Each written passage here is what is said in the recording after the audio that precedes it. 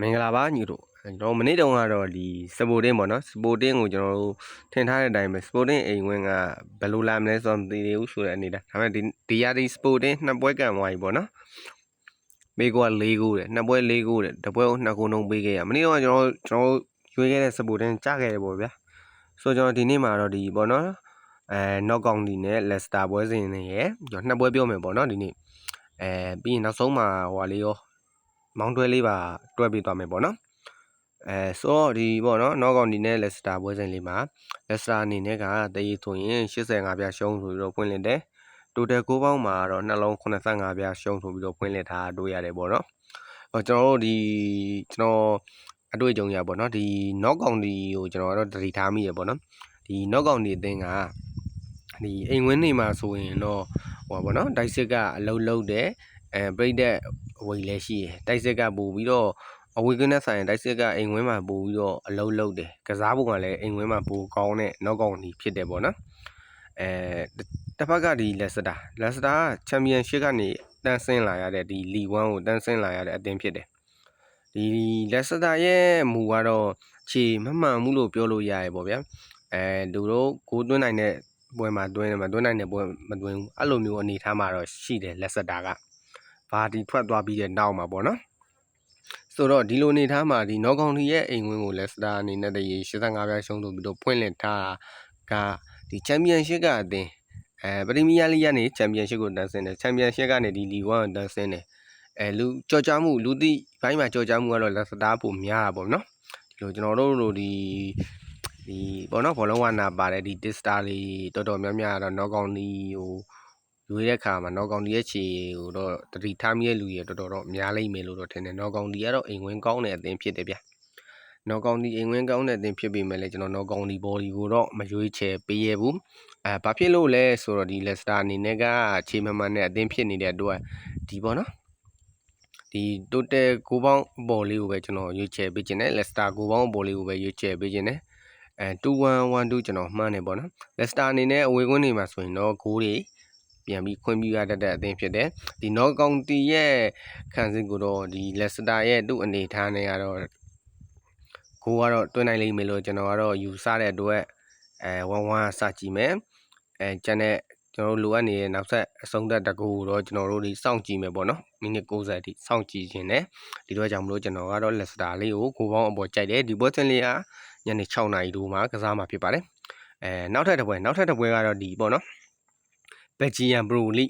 သူတို့လည်းဒီရသည်စပြီပေါ့နော်ဘယ်ဂျီယန်ပရိုလိအမှတ်ပေးပွဲစဉ်တွေစပြီပေါ့နော်ဒီနေ့ကနေယူနီယံစိတ်အနေနဲ့တစ်လုံးကို65ပြားရှုံးဆိုပြီးတော့ဖွင့်လက်တယ်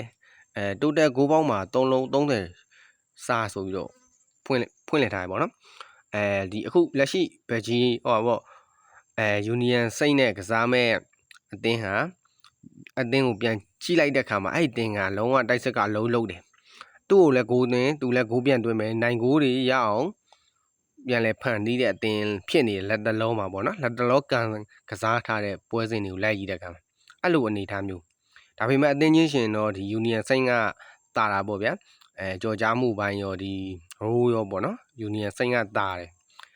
ယူနီယံစိတ်ကိုကြည့်တဲ့ခါမှာပေါ့နော်ယူနီယံစိတ်ကဒီဘယ်ဂျီယန်ပရိုဒီမစခင်မှာ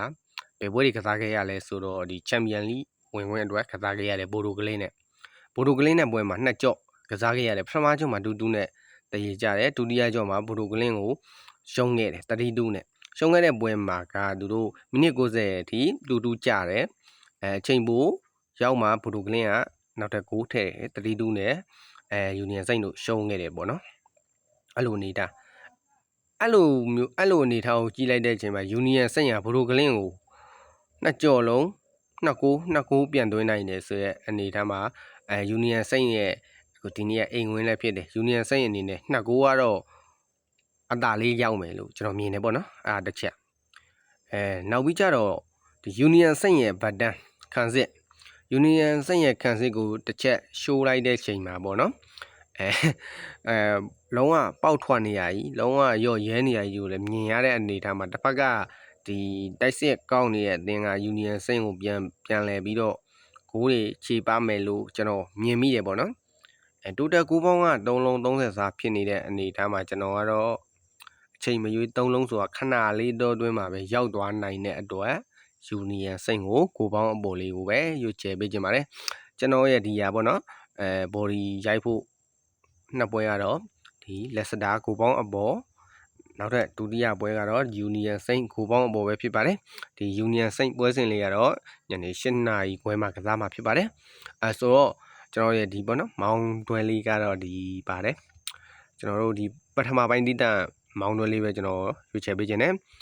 ပထမပိုင်းတိတက်မောင်တွဲလေးမှာဆိုရင်တော့ဒီပေါ့နော်ခြေစမ်းပွဲတွေထဲမှာဘိုင်ယန်မြူးနစ်နဲ့လိုက်စစ်ပွဲစဉ်လေးကိုတလုံးတဝက်ရှုံးနေယူမယ်အဲ့ကောင်ကိုပထမပိုင်းကိုပေါင်းအပေါ်ဘိုင်ယန်မြူးနစ်ကိုပေါင်းအပေါ်နောက်ထပ်တခုကတော့ဒီပေါ့နော်နောက်ကောင်ဒီနဲ့လက်စတာပွဲစဉ်လေးကိုပထမပိုင်းကိုပေါင်းအပေါ်ပဲယူမယ်ပထမပိုင်းကိုပေါင်းအပေါ်မှာတလုံးတရည်နဲ့ယူမယ်ပေါ့နော်ဒီဘဂျီယန်နဲ့ဟောပါဘဂျီယန်တော့ဖြစ်နေယူနီယံစိတ်နဲ့ယူနီယံစိတ်ပွဲစဉ်လေးကိုလည်းကျွန်တော်တို့ပထမပိုင်းကိုပေါင်းအပေါ်ယူမယ်တလုံးတရည်နဲ့ပဲနော်ပြီးတော့ဒီညနေ4နာရီခွဲမှာကစားမယ်ဒီဗာလဲယိုကိုဟာမာပွဲစဉ်လေးကိုအိမ်ရှင်ယိုကိုဟာမာအဝေးခွင့်ဗျာဒီအိမ်ရှင်ကော်နာဘော်ဒီယူမယ်အိမ်ရှင်ကော်နာဘော်ဒီကတရည်0.5ပေါက်တယ်ပေါ့နော်တရည်ရှုံးပေါက်တယ်ကော်နာဘော်ဒီယူမယ်ပေါ့နော်အမှ4သင်းကိုညီကိုငယ်တွဲကြည့်လိုက်ပါအရှုံးမရှိနိုင်ဘူးလို့ကျွန်တော်မြင်တယ်ပေါ့နော်ကျွန်တော်အဲ့အရာလေးကိုကျွန်တော်ကြိုက်တယ်ပေါ့ကျွန်တော်လည်းကိုယ်တိုင်ကစားရပေါ့နော်ကိုယ်တိုင်ကစားကိုယ်တိုင်ကြည့်ထားတဲ့အားလေးကိုပဲညီကိုတွေတွဲပြောပြပေးခြင်းဖြစ်တယ်ကြိုက်ရင်တော့တွဲပေါ့နော်မကြိုက်ရင်တော့ရှောင်ပေါ့ဗျာဆိုတော့ကျွန်တော်ရဲ့အကြိုက်ပွဲစဉ်ကတော့ဒီနေ့နှစ်ကြောင်းလုံးကဂိုးပေါင်းအပေါ်တွေပဲဖြစ်နေတယ်ဆိုတော့ညီကိုတွေအနေနဲ့အကြိုက်တူရင်လိုက်ကစားနိုင်ပါတယ်အကြိုက်မလို့တဲ့ညီကိုတွေကဘက်ကန်ဆော့လို့ရပါတယ်လက်စတာဂိုးပေါင်းအပေါ်ယူနီယံစိတ်ကိုပေါင်းအပေါ်ပဲဖြစ်ပါတယ်ဒီနှစ်ပွဲတွေကအကြိုက်ဆုံးပွဲကိုပြောပါဆိုရင်တော့ကျွန်တော်ကတော့ယူနီယံစိတ်ကိုပေါင်းအပေါ်လေးကိုပဲပိုကြိုက်ပါတယ်ညီတို့ကိုလည်းပါခင်ဗျာ